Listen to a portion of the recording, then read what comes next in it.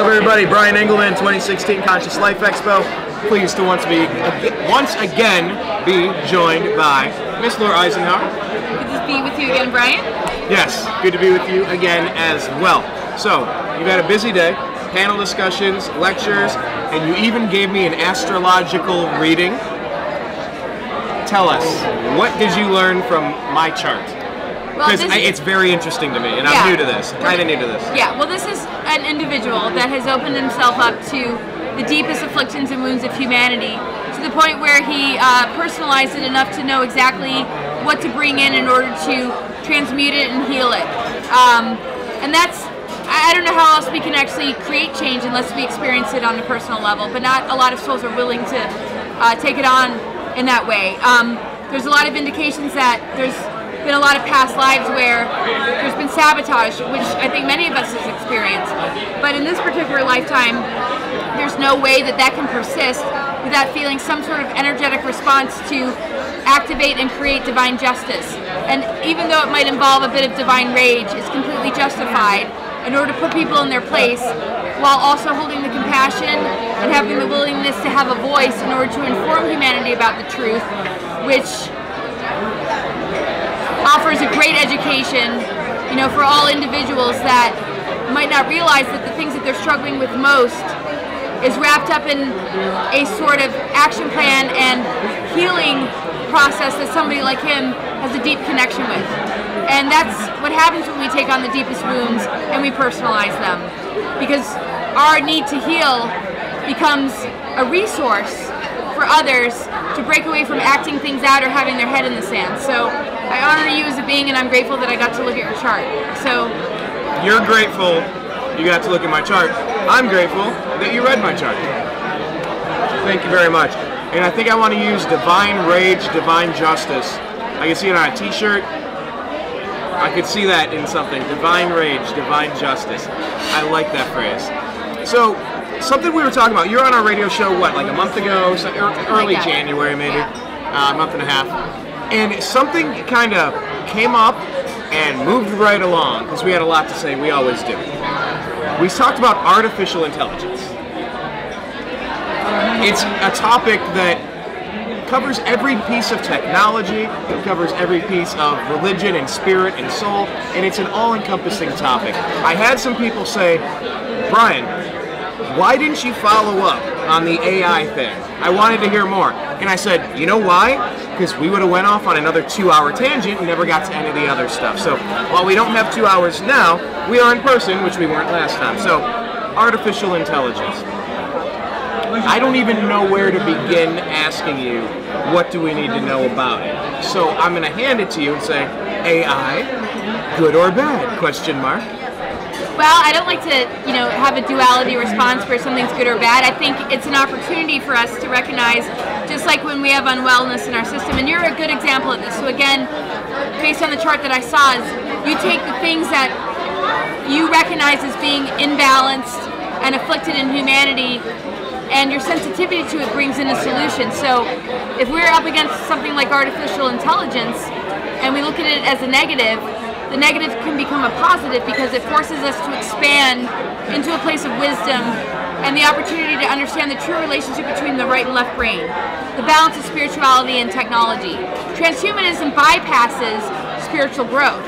And the reason I would call it a negative that can be a catalyst is because if we begin to see through the game, we can bring in this other part of us. Now, if we have our head in the sand and we don't recognize that it's actually dumbing us down and keeping us from recognizing that we're the most advanced technology, then I can only say that it's a negative that will persist. I'm all about life, death as a cycle, negative, positive as a dance, just like the masculine and feminine. Yin and the yang, light and the dark. Right. So you're gonna have to work with it, but when you start to polarize so much where you forget the other, that's where you're in danger. Okay, so AI in general then, there's a lot of good technological advances too. Oh, maybe not. It depends. I mean, because I've seen where veterans are having new robotic arms attached, and they're just linking up synapses and they're thinking, and it's a robotic arm. That's great. That's a neat thing. And they're, you know, stents in the heart, and you know, have an aneurysm, and they're able to go up through your. I mean, some technological advances are amazing, and I think you're right that we should be careful not to always view everything as Terminator 2 post-apocalyptic, danger, danger, Will Robinson, like it's all going down because of this. But it's a balance. Yes. I mean, the thing is, there's appropriate places for certain things to come in, but when you start cloning individuals to take their body parts in order to stay alive longer, and you start to exploit the free will of others in order to gain, and artificial intelligence becomes a excuse to negate development of things on a spiritual level, where it's a quick fix instead of something that helps to remind us of what we're really here for, like this training wheels. It's a trap. So just like information that we're up against when we look into the internet or any speaker, you always have to take what resonates and leave the rest. There's elements of artificial intelligence that can serve us, but if we become addicted to it and we leave the rest behind, then we've lost connection with the rest of ourselves. And we have to do this in life. If we get too sucked into a relationship and we forget about self-development, then we're in a trap. If we, you know, enjoy the pleasures of life and we forget about, you know, taking care of our responsibilities, we lose connection with life. When we can merge the two, we can find a relationship forming where our responsibilities can be fun, technology can also be spiritually based, and there's more of an integration. And without integration, whether we negate technology altogether and live in a toxic world, or embrace technology to solve all our issues at the expense of us taking responsibility to do the inner work, it all comes down to balance. So what happened in places like Atlantis and Lemuria, where the right and left brain became polarized, where the masculine and feminine became polarized, where there was the patriarchal energy and the exile of the divine feminine, which has targeted both genders, we have to be very careful of transhumanism pulling us so away from our spirituality that we become cyborg, we become so linked into the machine that the machine eventually destroys all biological life because it sees it as a threat. Because it ends up imitating the very intention of consciousness, which is to blossom, and it's like giving your power away. In the medical industry and religion are perfect examples, and it's given us a prerequisite to work with. You know, when we start to look at something to worship instead of understanding that that energy exists within us, we fall into the trap of feeling unworthy and like we always have to apologize for our sins, when the very ones that have set up these institutions are actually very vampiric. Same thing with government. The actual word government means mind control. When we vote people into office and expect them to change the game, and we just watch TV waiting to like hear that the perfect person we thought we voted for is actually a failure, and then we criticize them, why aren't we stepping up to the plate?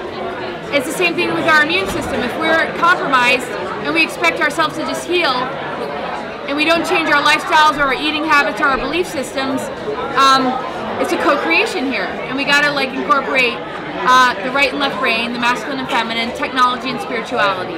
So it's not all bad, but if we forget a certain portion of it, it's going to lead us so farther away from ourselves that we could actually digress into gray form and EBE, which are the very ETs that we're trying to disclose that could become us. Do you think disclosure is going to happen? It has to. Do you think it's going too soon? It has to. And will it? Yes, in my universe, it will. Because, and I've talked to you. In my universe too. I can't believe we're in 2016 and it's not all out on the table. Yeah. And you can't hold your finger in every hole in the dam when it's all coming down. And there's, you know, when you're awakened, there's no turning back. And we talked about this earlier. So when something is leading us more away from the potential to thrive, those that are awake will not allow it. Just like the survival of the human spirit. If you're in the wilderness and you don't have food, and you really want to be here and you really want to live, you will manifest whatever you need in order to make sure that happens. But if you don't care, it's going to be random and it's going to be based on more coincidence, where caring actually produces magic and synchronicity. Where caring produces magic and synchronicity? When you care and you devote yourself, there's something that you open up to that gives you access to your divine potential and your true abilities. When you don't care and you give your power away, everything is a lot more random. You could run into a predator, you could have an injury. Those are wake-up calls to see if you are willing to realign. And if you're not, then these other predatory forces come in and they tempt you with technology, and they tempt you with this potential utopian society because you've given up on yourself. But that very thing that they're tempting you with is going to want to destroy all biological life because it's a foreign energy to begin with. Artificial intelligence is not from this universe, and the Dracos bought into it. And it's the same sort of thing that in order for it to survive, it needs to take in everything in order to have food, because it's not in its natural habitat. Is that like the blob? It just wanders through. It's like the black goo. There's organic black goo and there's artificial intelligence black goo. The organic black goo connects with the mother womb and integrating with the mother earth and the darkness of our cells. Artificial intelligence is an imitation of it. So when we talk about archons and we talk about artificial intelligence, in that word alone, what about divine wisdom? Why would we want artificial intelligence? That means that we're not smart enough, that we need something artificial to say, hey, I can heal you, I can give you that robotic arm. But what about divine wisdom? What about the DNA potential that we haven't even awakened to? We used to be 12-strand potential and beyond when we are in our avatar consciousness. We sank in density, and we've been trying to ascend, but at a slower rate than what we used to have before. And we've been vulnerable, and so these darker entities came in and acted like we needed certain things in order to progress. When in actual fact, DNA activation is not based in technology, it's based in consciousness. But there's certain technologies that can help us with our consciousness, and there's certain technologies that mind control us. Which ones can help? Things that relate to vibration, sound, and color, and frequency. So like 528 hertz or 432. Things that have a connection with the higher octaves of the planetary energies that relate to the music of the spheres. The manipulation has to do with these lower levels that have to do with mind control, that has to do with feeding on our unconsciousness and our disempowerment, so that we're actually replacing our divine intelligence with something that tells us that they know more than we do, when we're really they're scared of us. They should be. No. There's a great cartoon or a meme, and it shows don't ever forget your power. It's like 100 people in a mass, right? And there's a plank, and there's a politician out there at a lectern going blah blah blah, and it shows a couple people standing up and walking in the other direction. Like, this guy thinks he has all the power, but he's hanging over the edge, and when the people walk away, he tips and falls in there. We do have the power. We do. We've all experienced the game. We all know what it means to have that feeling of invincibility, or, we can get our way. And we're very humbled along the way. They have technologies to avoid having to be humbled. And as long as they can dupe the masses into feeding them, they feel that there's nothing that can stop them. Corey Good talked about last night that they expected us to be a New World Order by now, and that they are actually shocked that they don't have as much control over us as they thought they would at this point. And they are freaking out. And there's a quarantine right now on the planet that is keeping them from exiting, because these higher beings have come in, not to save us, but to help buffer us, because the changes that are happening are so intense that it would be so shocking for our system that they're assisting us in waking up to ourselves. And it's a form of inspiration. It's like the immune system, like I said. And so now the Dracos and all the hybrids and everybody that's been serving these agendas, and even artificial intelligence, are trapped here. And now there's a lot of... They used to be able to come and go, now they're stuck. Well, they could come and go, and now only to a certain degree, because they had these agreements. And when these other beings came in and said, hey, we can actually stop you from leaving, then they couldn't come and go anymore. And these are agreements between governments, earthly governments, and extraterrestrial representatives? Is that the easiest way to describe it? There's so much in it. I mean, there's 5 different factions in the Secret Space Program. There's an Earth Alliance, a Secret Space Program Alliance. There's inner Earth civilizations that are involved. And there's the Sphere Alliance, which is very separate from it, that is aligned with something called the Solar Warden. And what they're saying is that they came in to help buffer these intense changes that are happening, but they quarantine the Draco energies so that they can't escape, and all those that are connected to them cannot escape so that they can be held accountable.